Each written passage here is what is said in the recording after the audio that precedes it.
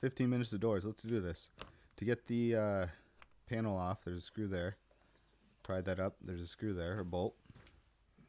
And a little popper right there. Then you can get under there and start pulling on this thing. And then you have to lift the whole thing. Well, that's the little panel with the switches. Take that out and unplug the connector from the back first. We're going to pull out from the bottom and then lift up on everything. Take that off. Disconnect any other wires that are going to it. Didn't have any on mine. Now look at this grime and this grease, gross mouse urine and pee and dust of over 13 years of grossness.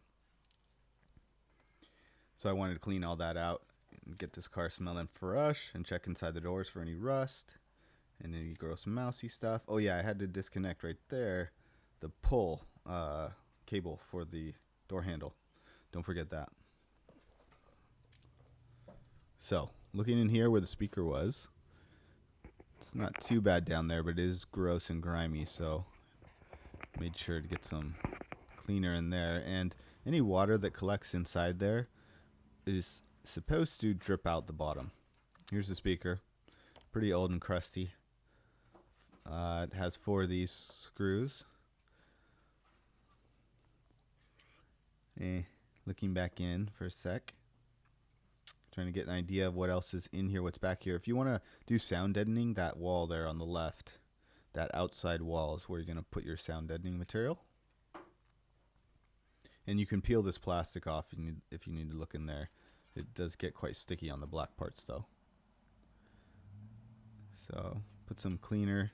I'm using like the actual AC evaporator or condenser or whatever, coil cleaner. And this reinforcement was there with 4 screws to take out. Alright, so I'm over on the left side door. Yeah, there's where you want to add your sound deadening. Any flat spot you can find inside the door. There's some stock material there. I didn't add any for now, but I'm going to add some. So getting this back door panel off, you need to get the handle off first. You need to get your screwdriver back in there and pop down these clips, these pain in the butt horseshoe clips. Tend to fly out everywhere. Get extra ones at the junkyard if you need to, cheap, or order them online. You can pull that right off after you get that clip out. Now pop that off. Seatbelt cover. These, all you need is 14s, 12s, 14 millimeter, 12 millimeter, 10 millimeter. You can pretty much get everything off on the whole car. Some 17, maybe 19 here or there. So see what else we're doing here. Up here is a little popper. Pop this guy up, and he's got like 3 prongs underneath that stick out, but I guess they didn't need a screw, and they didn't want to cover a screw head. Tall people would be seeing that. So next, you don't need to pop out like panels that are in the back. You don't need to pop that little guy out. But you need to take off the weather strip.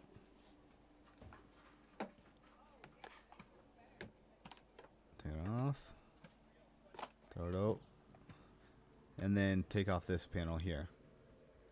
So it has 1 Phillips screw. Gonna buzz this out.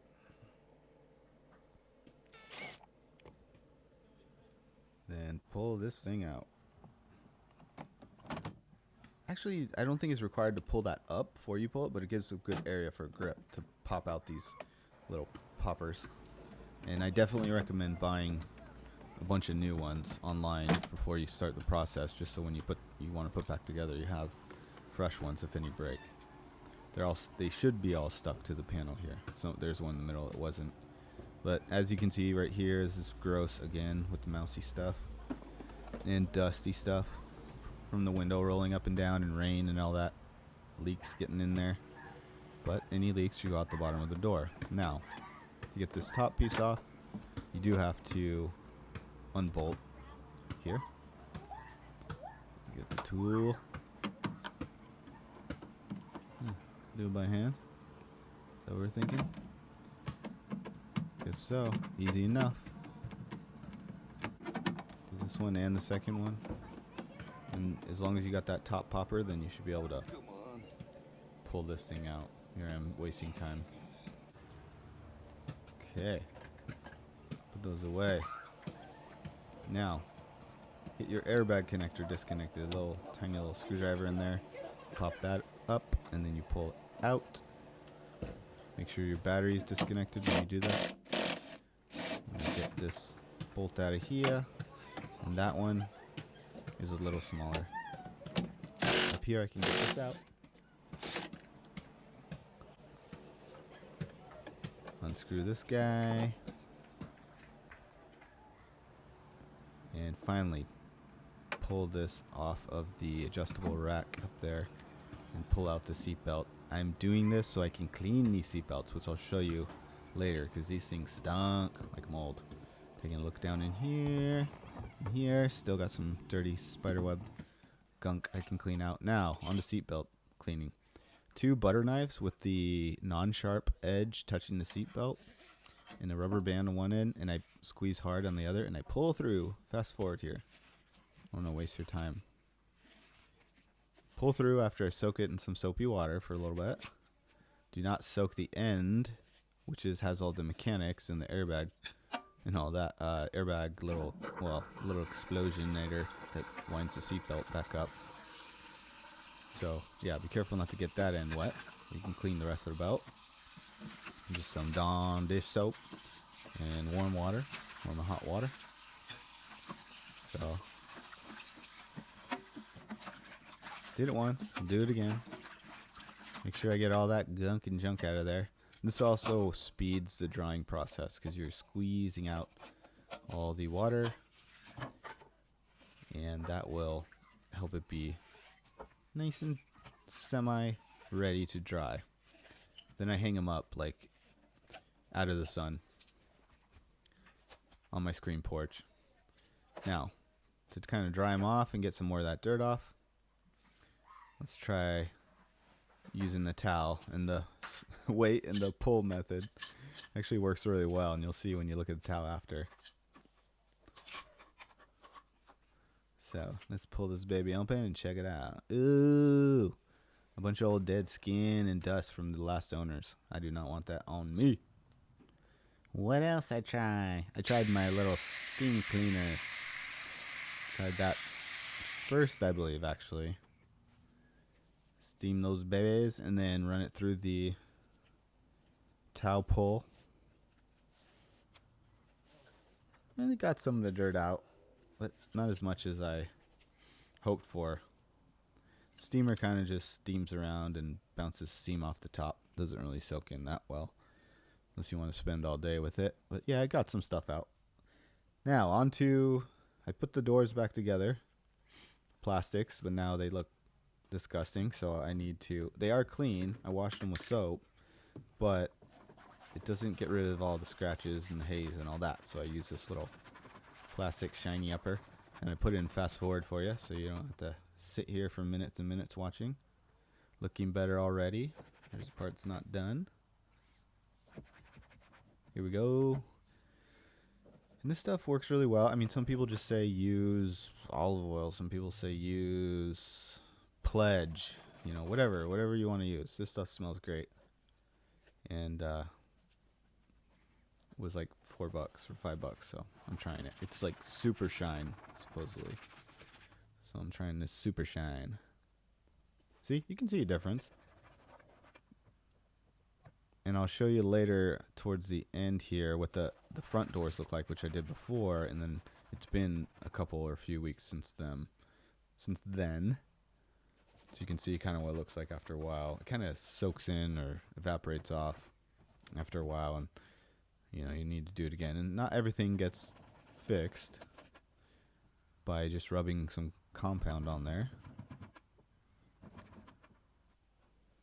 But there you go. Here's the door. There was the door after waiting a while. So now, just giving a general tour here, catching you up, because I've been slow on my videos. See the difference of the back of those seats from the left to the right? Well, the one on the left I superheated with the heat gun. I mean, I took a bunch of time and heated that baby up almost to where it was kind of warping, and that really smoothed out and recolored it darker. So the plastic melts on the surface and then it rehardens. And doing so, it used to look like those other drier, scratchier parts, and now it looks better. So I'm going to do that for the rest. But going in here, I got my cheap Walmart seat covers on the front and a lump in the back. And that door is looking great. Looking good after the refinishing process. And still got some scratches, so you can't cover everything. And there's that front door. I did the same stuff on there, but it could probably use a refresh. You can just see discolorations from different scratches and things of years past. And I can try the heat gun on those if I want, but I'm not that picky. But the speaker was really gross with dust all in that speaker cover. Super dusty. Now back here, the seats look kind of dirty, but I did shampoo them and vacuum out the dirty water. I might need to do it again in the front seat. Look at this gross little mold. I cleaned this thing. How's it growing? Is it just because it's sitting here in the driveway? I mean, there's no moisture left in this thing besides humidity. The back headrest looked good. It's not that front one. That's gross. Oh, could it be because I have a hole there where the transmission goes? I'll put the boot back on there to cover it up tonight. This is all 4Runner equipment. 4Runner full wiring harness from the V8, because I'm putting a V8 in here. And the controls. There's a other seat. I cleaned that as well, but it still has some dirt or staining. I'm not a professional detailer, obviously. So, there's a door, looking good. There's a back one, looking good. Got the headliner in. And going up here, I just put these back to save some room in my garage. But I took apart this whole windshield wiper assembly. Covers. And then looking down here, whoa, no transmission, no engine, no airbox, no fuse box. Nothing. I took everything out of here. All the FJ wiring. And I'm waiting to put in my parts from my Tundra and my LX GX 470. Here's the V8 from the Tundra, 98,000 miles on it. It's got the metal intake, and it takes the old school throttle body, but I'm going to be putting a newer version throttle body on. It's electronic and drive-by-wire coming from this guy here. And look at all these cool features on here. Power mirrors. You can raise and lower the vehicle or through the shocks. I don't know if it's, I guess, air, electric. I don't know. I only saw electrical connections back there. Then there was a center diff lock and heated seats. And these seats are crap, so I probably won't put them in the FJ unless I was just going to put covers on them. I was trying to look under there, see if I could see the wiring. All this HVAC controls and radio, I'll have to conform to the FJ and figure out how to get it all matching up. Just taking a browse, looking in the back. Back seats are good condition. What? Sunroof? Oh, I want this on my FJ. I don't know if I could pull that off. Don't know if I want to. But joys of owning a Lexus. Look at this. Little pop-down screen for the kids in back. And one of the coolest features I've seen so far, even though it doesn't matter that much, come on. But Lexus headphones with one of the ears popping off, matching, that go to the screen, and the tiny screen back in the day, 2003, that would have been so fun. But now it's like the tiniest screen you've ever seen. Nothing in there. I'll take a peep in here at the air suspension. It's looking really high in the back. I pushed the button. I didn't hear anything. See, it's like a wire. Just a connector going to the shock. I'll have to look those up and see how they work. Looking back here, there's, nice spare tire with full tread. I'll have to check out how old this is. And a fresh wheel under there. We'll see what condition that is. But what's that thing? It's like a circular thing with maybe valves or brake lines or something going in there. Vacuum tubes? I don't know. Have to look up what that is too. And we're just about done. So, FJ taking on GX 460 parts, taking on this Tundra engine. It will be a Frankenstein. But it'll be all wired consistently with the GX 470 wiring. So look at this Tundra frame. It got replaced once before, and it's still just so rusty and gross. Little lines, like all those little lines in there, you see brake lines, fuel lines, all that stuff. It's super rusted, and they're breaking. It's like every couple months I gotta change another one out and find out what's happening. So sorry, little guy.